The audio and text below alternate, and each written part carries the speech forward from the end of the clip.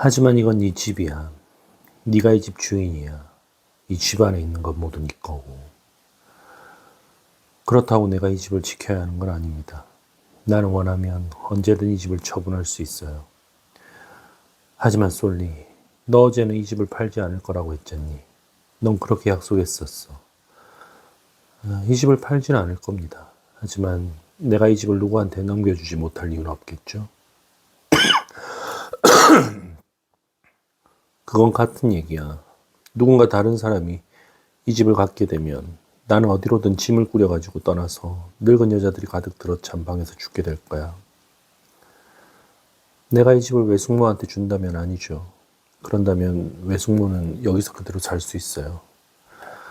말도 안 되는 소리 마라. 그런 얘기를 듣고 있다간 심장마비에 걸리겠다. 집 문서를 양도하는 데는 문제가 없을 겁니다. 오늘 당장 변호사를 불러서 일을 시작할 수도 있어요.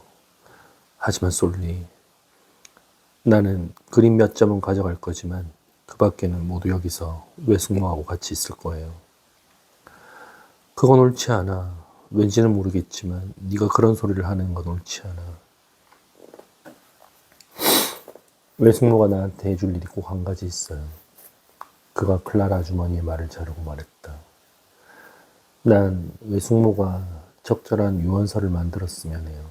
그리고 유언장에다 이 집을 해티 뉴콤에게 넘겨준다는 말을 넣었으면 해요. 우리 해티 뉴콤 말이니? 예, 우리 해티 뉴콤이요. 하지만 소울, 너 그게 옳은 일이라고 생각하니? 내 말은 해티는 너도 알다시피 해티는 뭐죠? 클라라 외숙모? 흑인 여자야. 해티는 흑인 여자라고. 해티가 괜찮다면 외숙모가 왜 거기에 신경을 써야 하는지 알 수 없군요. 하지만 사람들이 뭐라고 하겠니? 흑인 여자가 클리프하우스를 차지하다니. 이 마을에서 사는 흑인들은 하인들 뿐이라는 걸 너도 나만큼이나 잘 알 거다. 그렇다고 해서 해티가 외숙모의 가장 좋은 친구라는 사실이 바뀌진 않아요. 내가 알기론 그 여자가 외숙모의 단 하나뿐인 친구일 텐데요. 그런데 어째서 우리가 사람들 말에 신경을 써야 하죠? 친구에게 잘해주는 것보다 더 중요한 일은 없어요. 클라라 외숙모는 조카의 말이 진심이라는 것을 알아차리자 낄낄거리고 웃기 시작했다. 그의 말에 그녀의 모든 사고체계가 갑자기 뒤죽박죽이 되었고 그런 일이 가능하다는 생각에 스릴을 느낀 것이었다. 단 한 가지 안 좋은 건 해티가 이 집을 물려받기 전에 내가 죽어야 한다는 거구나. 그녀가 말했다. 내가 그 일을 내 눈으로 볼 수 있을 때까지 살았으면 좋겠다만 만일 그게 하나님의 뜻이라면 외숙모 눈으로 틀림없이 볼 수 있을 겁니다. 난 아무리 생각을 해봐도 네가 왜 이러는지 알 수가 없어. 알 필요 없습니다. 나한테는 내 나름대로 이유가 있고 외숙모가 그걸로 마음 쓸 이유는 없는 거니까요. 나는 우선 외숙모한테 몇 가지 일에 대해서 얘기를 했으면 합니다. 그러면 그 문제는 해결된 걸로 생각할 수 있어요. 어떤 일들인데? 오래된 일들이요. 과거에 대한 일들이요. 갈릴레오 걱정 얘기니? 아니, 오늘은 아닙니다. 난 다른 일을 생각하고 있어요. 클라라가 순간적으로 어리둥절해져서 말을 멈추었다. 난 그저 네가 늘 루돌프에 대해 얘기를 듣기 좋아해서 그러는 줄 알았는데 그 사람이 나를 관에다 집어넣고 반으로 자르는 그건 썩 쓸만한 묘기 그 쇼에서 가장 나은 거였지. 너 기억하니? 물론 기억합니다. 하지만 내가 이제부터 얘기하려는 건 그게 아닙니다. 너 좋을 대로 해. 누가 뭐래도 특히 내 나이가 되면 옛날이란 얼마든지 있는 거니까. 난 아버지에 대해서 생각을 해봤습니다. 네 아버지? 그래, 그것도 아주 오래전 일이지. 정말 그래. 어떤 일만큼 오래되지는 않았지만 그래도 아주 오래됐지. 나는 외숙모하고 빈키 삼촌이 우리 아버지가 실종된 뒤에야 이 집으로 옮겨왔다는 건 알지만 혹시 외숙모가 혹시 외숙모가 아버지를 찾아 떠났던 수색대에 대해 뭐라도 기억이 나는 게 있나 해서요. 네 할아버지가 그 일을 모두 주선했지. 다른 사람하고 같이. 그 이름이 뭐였더라? 바이런이요? 그래 맞아, 바이런. 그 사람 아들도 실종됐지. 사람들은 6개월 동안을 찾아 헤맸지만 아무것도 찾아내지 못했어. 핑키도 한동안 거기로 가 있었고 너도 할 거다. 그 사람은 별별 웃픈 얘기들을 다 가지고 돌아왔지. 그들이 인디언 손에 죽었다고 생각한 장본인이었고. 하지만 외삼촌은 그저 추측을 했던 것 아닌가요? 핑키는 굉장한 허풍쟁이였어. 그 사람 말에 진실이라고는 조금도 없었지. 그런데 우리 어머니도 서부로 갔었나요? 네 어머니? 아니, 엘리자베스는 내내 여기 있었어. 네 어머니는 여관에서 어떻게 얘기를 해야 할까? 어떤 여행도 할 만한 상태가 아니었어. 어머니가 임신을 했기 때문이었나요? 글쎄, 그것도 한 가지 이유는 되었겠지. 그렇다면 다른 이유는요? 네 어머니의 정신 상태 때문이었어. 그때 별로 온전하지가 못했거든. 그렇다면 어머니가 이미 돌아 있었나요? 엘리자베스는 항상 침울한 상태였어. 어떤 때는 잔뜩 골이 나 있다가도 다음에는 깔깔대고 노래를 하곤 했지. 여러 해 전 내가 네 어머니를 처음 만났을 때부터 몹시 신경질적이라고 우리는 말하곤 했어. 그러면 상태가 언제부터 더 나빠졌나요? 네 아버지가 돌아오지 않은 뒤로 서서히 그렇게 되었나요? 아니면 갑자기 그렇게 되었나요? 갑자기 그렇게 됐어. 솔, 그건 정말 보기에도 끔찍한 일이었지. 그걸 봤나요? 내 눈으로 똑똑히. 난 그 일을 절대로 잊지 못할 거야. 그 일이 언제 일어났죠? 그날 밤 네가 내 말은 어느 날 밤 그게 언제였는지는 기억 못하겠다. 한겨울의 어느 날 밤이었어. 그게 어느 날 밤이었죠. 클라라 외숙모. 눈이 내리는 밤이었어. 바깥은 추웠고 바람이 몹시 불고 있었지. 난 의사가 여기까지 오는데 어려움을 겪었던 것 때문에 그걸 기억하고 있어. 1월의 어느 밤 아니었나요? 아마 그랬을 거야. 1월엔 종종 눈이 내리니까.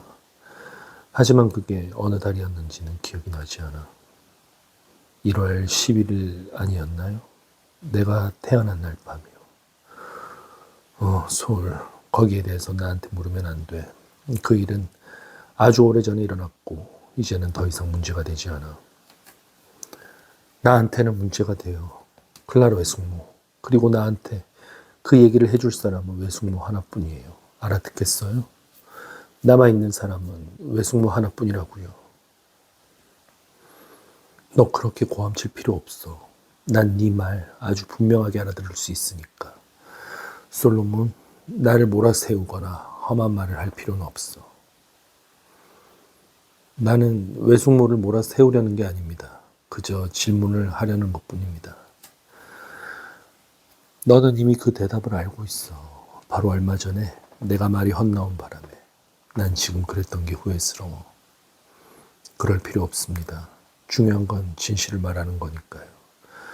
그거보다 더 중요한 건 아무것도 없습니다. 그건 얘기하기가 너무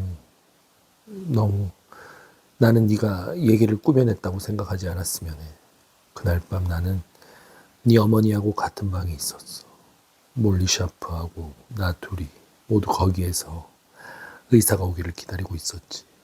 그런데 엘리자베스는 너무 심하게 비명을 지르고 몸부림을 쳐서 꼭 집이 무너져 내릴 것 같다는 생각이 들었어. 뭐라고 비명을 질렀는데요? 끔찍한 소리였어. 생각만 해도 소름이 끼치는. 얘기해봐요, 클라라 외숙모.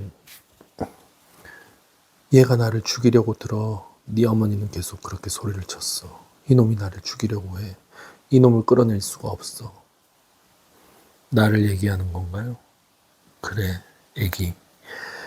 네 어머니가 어떻게 남자인 줄 알았느냐고는 묻지 마. 하지만 사실이 그랬어. 시간은 점점 더 촉박해지는데 의사는 아직 오지 않았고 몰리하고 나는 네 어머니를 구슬려서 침대에 눕히려고 있어야 할 자리에 있게 하려고 애를 썼지만 네 어머니는 말을 들으려고 하지 않았어. 다리를 벌려요. 우리는 네 어머니한테 그랬지. 그러면 고통이 덜해질 거예요. 하지만 엘리자베스는 그러려고 들질 않았어. 네 어머니가 어디에서 그런 힘이 솟았는지는 아무도 모를 일이지. 네 어머니는 우리를 뿌리치고 그 끔찍한 비명을 계속 지르면서 문 쪽으로 기어갔어. 이놈이 나를 죽이려고 해. 이놈을 끌어낼 수가 없어. 우린 마침내 네 어머니하고 씨름을 해서 침대에 올려놨지. 아니, 그보다는 몰리가 그랬다고 해야겠지. 내 도움을 좀 받아서. 그 몰리 샤프는 힘이 황소였으니까. 하지만 우리가 네 어머니를 침대로 올려놓자 네 어머니는 다리를 벌리려고 하지 않았어. 난 이놈을 나오지 못하게 할 거야. 네 어머니는 그렇게 비명을 질렀어. 먼저 이놈의 숨통을 끌어놓고 말 거야. 이 괴물 같은 놈, 괴물 같은 놈. 이놈을 죽이기 전에는 나오지 못하게 할 거야. 우리는 억지로 네 어머니의 다리를 벌리려고 했지만 엘리자베스는 계속 몸부림을 치고 꿈틀거리고 도리깨질을 쳐서 마침내는 몰리가 뺨을 때리기 시작했어. 찰싹 찰싹 찰싹. 할 수 있는 힘껏 세게. 그 바람에 엘리자베스는 성질이 있는 대로 돋아서 그 뒤로는 비명밖에 지르지 못했지. 꼬어린애처럼 얼굴이 새빨개져가지고 죽은 사람이라도 깨울 것처럼 소리치면서 비명을 질렀어. 맙소사. 그건 내가 평생 본 중에서 가장 끔찍한 일이었어. 그래서 너한테 얘기를 해주고 싶지 않았던 거야. 그래도 나는 나오지 않았나요? 너는 누구보다도 더 크고 더 강한 아기였어. 의사 말로는 5kg이 넘는다고 했으니까 굉장히 큰 아기였지. 만일 네가 그렇게 크지 않았더라면 솔, 넌 절대로 태어나지 못했을 거야. 넌 늘 그걸 기억해야 돼. 네가 세상 빛을 보게 해준 건 그 엄청난 크기였다는 걸. 그러면 우리 어머니는요? 마침내 의사가 와서 다울즈라는 의사로 6, 7년 전에 교통사고로 죽은 사람이었지. 그 사람이 엘리자베스에게 진정제를 놓아 잠을 재웠어. 네 어머니는 다음 날에야 깨어났는데 그때쯤엔 모든 일을 다 잊어버렸지. 내 말은 단지 전날 밤의 일만이 아니라 모든 걸 다 잊어버렸다는 거야. 자기의 모든 삶을. 지난 20년 동안 자기에게 있었던 모든 일을 말이야. 몰리하고 내가 네 어머니한테 아들을 보여주려고 데려갔더니 네 어머니는 너를 갓 태어난 남동생으로 생각하더라. 그게 너무 이상했어, 솔. 네 어머니는 다시 어린애가 되었고 네가 누구인지도 몰랐어. 바버는 그녀에게 또 다른 질문을 하려고 했지만 바로 그때 거실에 있는 괴종시계가 시간을 치기 시작했다. 클라라 외숙모가 재빨리 고개를 갸우뚱하고 손가락을 꼽아가면서 몇 번을 치는지 벨소리에 귀를 기울였다. 종이 치는 소리가 멎자 12시가 되었다는 것을 안 그녀의 얼굴에 진지한, 거의 애원하는 듯한 표정이 떠올랐다. 정오인 것 같구나, 그녀가 말했다. 해티를 기다리게 하는 건 예의가 아니야. 벌써 점심시간인가요? 그런 것 같다. 그녀가 의자에서 일어나면서 말했다. 뭘 좀 먹고서 기운을 돋워야 할 시간이지. 잠깐만 더요. 클라라 외숙모, 1분이면 돼요. 클라라 외숙모가 방에서 걸어나가는 것을 지켜보며 바버는 그 대화가 중도에 끝났다는 것을 알아차렸다. 그보다 더 고약한 것은 그 대화가 절대로 다시 시작되지 않으리라는 것이었다. 그는 한자리에서 가지고 있는 패를 모두 다 써버렸고 이제는 그녀에게 뇌물로 줄 집도 그녀를 다시 대화에 끌어들일 계략도 없었다. 그는 테이블에서 카드를 쓸어 모아 뒤섞은 다음 솔리테어 패를 돌렸다. 솔리의 눈물. 그는 자기의 이름을 가지고 말장난을 하면서 이길 때까지 게임을 계속하기로 마음먹었고 결국은 1시간이 넘도록 거기 앉아 있었다. 그때쯤 점심 식사는 끝난 뒤였지만 그것은 별로 중요하지 않았다. 난생 처음으로 그는 배가 고프지 않았다.